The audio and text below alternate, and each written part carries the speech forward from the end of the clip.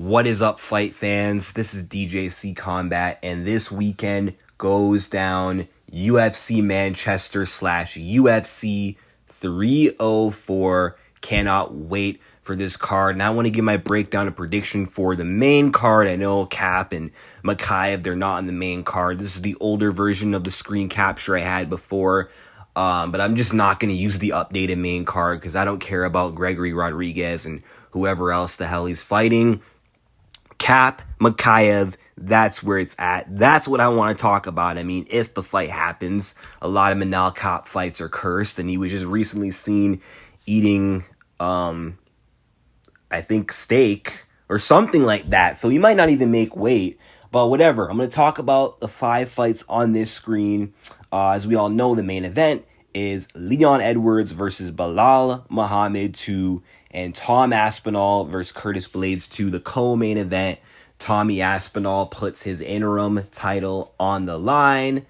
Then we got Green Pimblett, Mokaev, Kape, although that's not actually technically on the main card. Again, this is an old screen capture from the original card placement that Big Marcel posted. And then Allen versus Chikadze. So I'm going to start with that. Arnold Allen versus Giga Chikadze. I'm going to go with Arnold Allen to win this fight. I think Giga Chikadze, his game has been exposed by a lot against Calvin Kattar, who I don't think Kattar is as good as Allen, even though that fight with Arnold and Calvin was a very short fight, which ended in an unfortunate, freak injury with Kattar blowing out his knee early. Allen was already kind of piecing up Calvin Kattar, prior to the injury, and I don't think the fight was going to get any better for Calvin Kattar. And I know Giga Chikadze, he bounced back with a win over Alex Caceres, but I don't know. He's on the older side of his career. He's had too many injuries. He's not active enough. Whereas Arnold Allen, yeah, he's not really known for his activity either, but he's getting there. He's starting to fight a bit more frequently, but he's the younger guy, has a broader skill set. He's more well-rounded. Giga Chikadze is a very well-versed striker. Decent hands, but really good kicks. He's got the Giga kick, which is something you gotta look out for. Giga Chikadze is a very dangerous fighter, but it was proven that when he steps it up to the level of competition that someone like Arnold Allen is at, he can't really hang with the elites of the elites in this division. And I just think he's going to get sent on his way again. He struggled with the boxing of Calvin Kattar. I think Giga Chikadze, or I think Arnold Allen has the better hands. Arnold Allen also has the path to victory of grappling if he wants to. And we know Giga Chikadze's take down the fence and ground game is sus, as exposed by Calvin Kattar. So I got Arnold Allen winning this fight via decision. His only losses really are to the best of them. I mean, he had a close fight last time out with Movsar Evloev, who was a harder matchup, and he held his own against Max Holloway. But again, that's Max Holloway who beat him. And prior to that, I believe Arnold Allen was undefeated in the octagon and on a really long win streak. So I think Arnold can pick up some momentum, and it will start with a win over Giga. Now, moving up the card, or down the card essentially, Muhammad Mokaev versus Manel Kape. Now, this is a bit of a tough fight to call. I don't know, man, because Mokaev, he's kind of been exposed in some fights. He's been kind of barely scraping victories, but getting these comeback submissions in the third round. Barely beat Alex Perez. But I don't know, man. He always finds a way to win fights. He's got heart. He's very tough, and he just kind of has that Dagestani plot armor to him. Even though he's got like the UK flag, I think he's part of also that. I think he's got some Dagestani in him. I mean, given his last name. He does have good wrestling. But Manel Kape has good takedown defense. I believe 77% takedown defense. He's a way better striker than Muhammad Mokaev by a lot. So, I mean, if it comes down to the striking, I think Manel Kape would be in control of the stand-up. Grappling, I do think Manel can defend some takedowns, although I do believe there will be some takedowns that will get through. I think Manel can defend most of them and outstrike him, so I'm going to lean the way of Manel Kape, although I do have a feeling that this is going to be a very close and controversial fight. And this might be where Manel Kape's rise comes to a halt. And his 2 losses in the UFC to Pantoja and Mateus Nicolau are both very close decisions. Close fights. I mean, Pantoja won that fight, but he was arguably robbed against Nicolau. And I feel like this might be one of those fights where Manel Kape either loses a split decision or he barely scrapes by a close victory, because I do think he's going to do very well with the striking that he has, the advantage of the striking that he has, but he won't be able to put Mokaev away. And ultimately, I do think he is going to struggle with the wrestling of Muhammad Mokaev. Mokaev will have a lot of success with takedowns. That's how I see this fight. But I do think that if the judges go off the damage-based scoring and not control time, then Kape should be able to edge out the decision. But I wouldn't be surprised if they give it to Muhammad Mokaev. Now, moving on to the feature fight, Paddy Pimblett versus King Green. I want to call him Bobby Green. He's still Bobby Green to me, but he legally changed his name to Bobby King, or he legally changed his name to King Green. Now, King Green is a huge test and a huge step up for Paddy Pimblett. This is Paddy Pimblett's very first ranked opponent, and I do think that Bobby Green is a bad matchup for Paddy Pimblett because he does have pretty good takedown defense, and he's a far better boxer than Paddy Pimblett. Paddy Pimblett's striking isn't that good. He barely got by Jared Gordon, and he didn't look good at all in his last fight against Tony Ferguson, the ghost of Tony Ferguson. When he couldn't finish Tony, he did fade in that fight, and towards the end, he was very dependent on the wrestling against Tony, because on the feet, Tony Ferguson started to find success. And against someone like King Green, if he starts to fade against Bobby Green, is he going to be able to fall back on that grappling game and lay and pray and stay safe? I don't think so. I think King Green is going to win this fight. I see a lot of people picking Paddy Pimblett, which I guess I could see why. Green does have a bit of a sus chin. He does get caught sometimes on the end of shots when he's like trying to roll or lean back.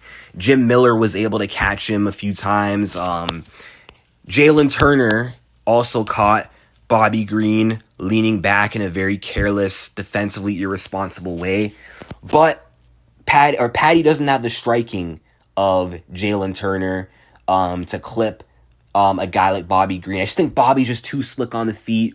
I think his takedown defense should be good enough to keep Paddy off of him if Paddy tries to take him down. And yeah, standing up, I think it's all Bobby Green. I even think he has better cardio too. So I think Bobby's going to win this fight by a very clear decision. And he beat Tony Ferguson more impressively. And he finished Tony Ferguson. So I just can't go against King Green in this one unless Paddy Pimblett lands a big Hail Mary punch. Or maybe if he is able to make his grappling work. But I just don't see it. But we're going to have to see. Now, moving up the card, we got Tom Aspinall versus Curtis Razor Blaydes 2. The rematch. This rematch definitely does need to happen. This is a fight where Aspinall does need to redeem himself. Curtis Blaydes is the last man to defeat Tom Aspinall and the only man to defeat him in the UFC. But the way the last fight ended, it wasn't really a fight. It was like 15 seconds. They were feeling each other out. Then Aspinall's knee blows out and the fight's done.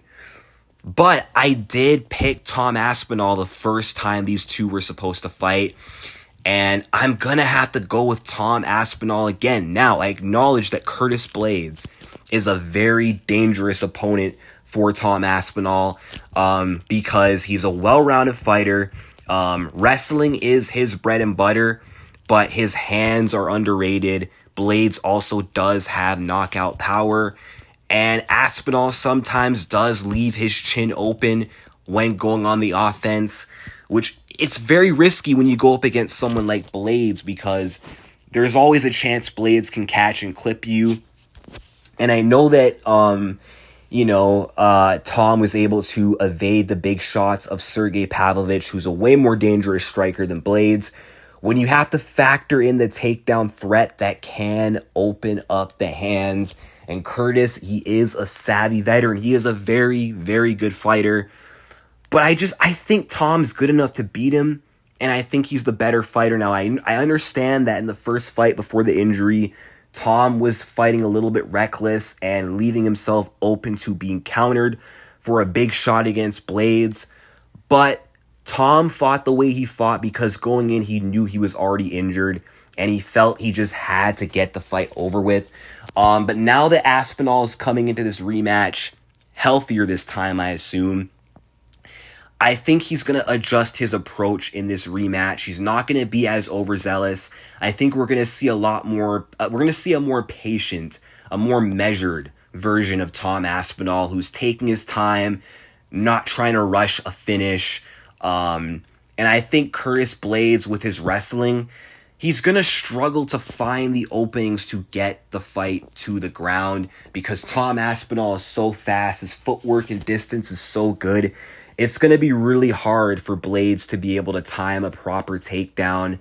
And to be able to get his takedowns, he may have to also strike with Tom Aspinall, which is a very dangerous game to play because Tom Aspinall has very fast, very slick hands, and he's also very powerful as well.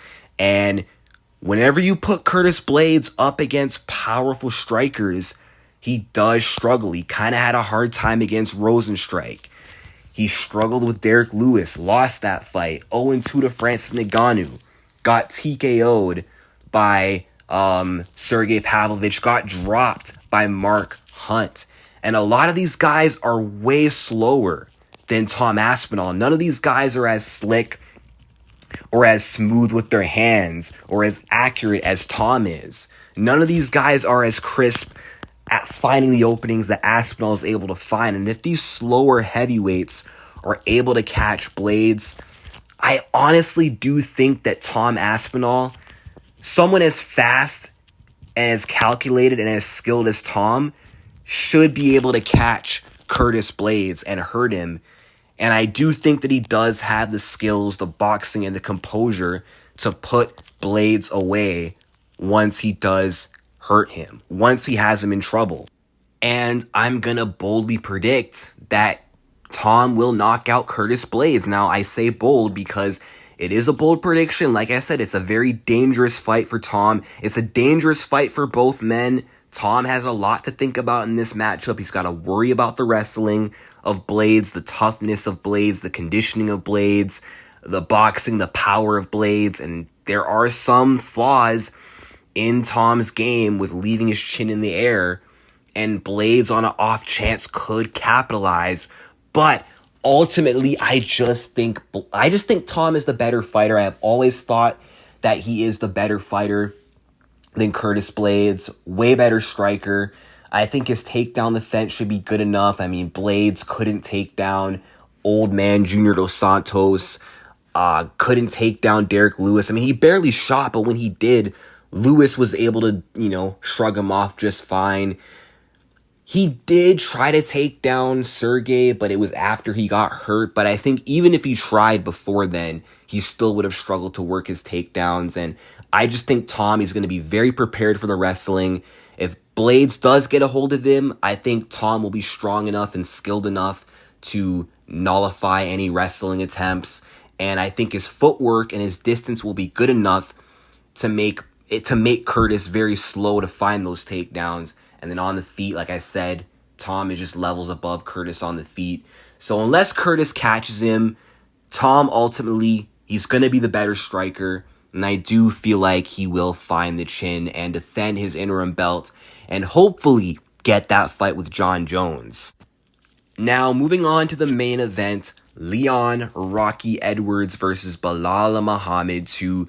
It's kind of funny how this pay-per-view is like headlined by two fights that ended so anticlimactically. The co-main event of the first fight ended in a freak injury. This fight ended in another freak thing, an eye poke, and the fight was called off. No contest. Arguably could have been a disqualification loss for Leon.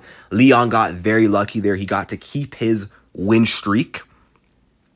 But since then, man, I mean, both these guys have been on a roll, especially Belal Muhammad. He's kept the streak going, picking up wins over Stephen Wonderboy Thompson, Gilbert Burns, Sean Brady, Damian Maia. That win doesn't really matter because Maia, not in the UFC anymore, washed.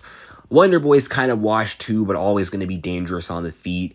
And it's impressive that, Belal beat him when he did. He avenged the loss to Vicente Luque and a better version of Luque, not this current post-Jeff Neal version of Luque. He beat a scarier version of Luque. And then he beat Gilbert Burns to earn this title shot. So Belal has racked up a good resume.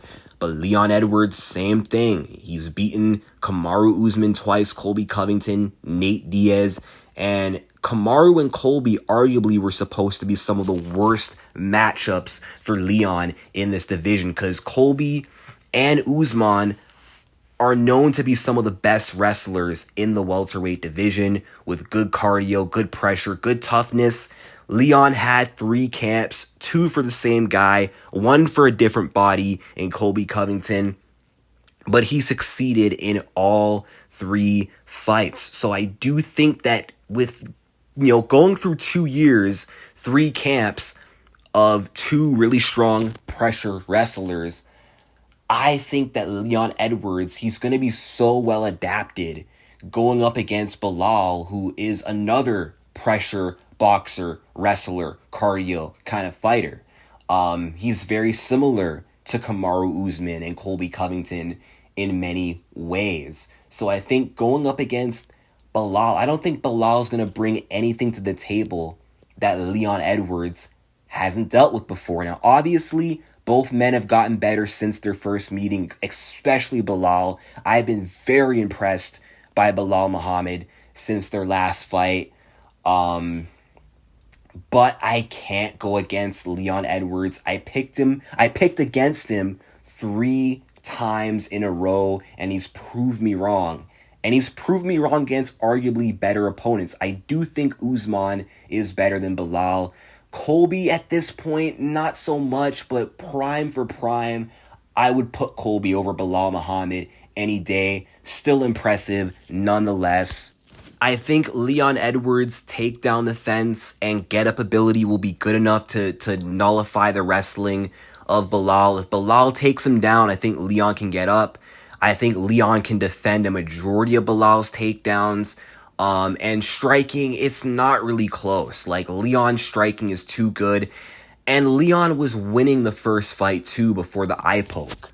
And even though I say anticlimactic, I don't think the fight was going to get any better, but you just don't know these things. Like, it's not out of the realm of possibility that Belal could have maybe turned things around and Leon could have faded.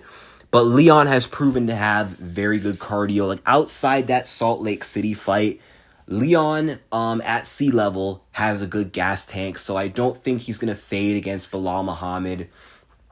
I just think he's the better fighter. So I do think that Leon is going to go out there and get a convincing win against Belal Muhammad. Right that wrong from that that no contest. Get a real win over Belal and defend his welterweight championship for a 3rd time. I don't think he'll finish Belal because Belal is very tough and Leon Edwards doesn't really finish guys outside of the Usman fight and some of the cans that he's finished. Ultimately, the tougher, the better opponents that Leon goes up against, the lower chances that he'll actually get a finish. So I don't see him finishing Belal. I think he'll win by decision. I think he'll 49-46 another wrestler like he did Colby like he did Usman. Maybe Belal will win like 2 rounds, but yeah, that's pretty much all he's gonna get. But yeah, Leon defends the strap and still, but that's it for my breakdown and predictions for UFC 304. Let me know your predictions in the comment section down below. Like and subscribe, and peace.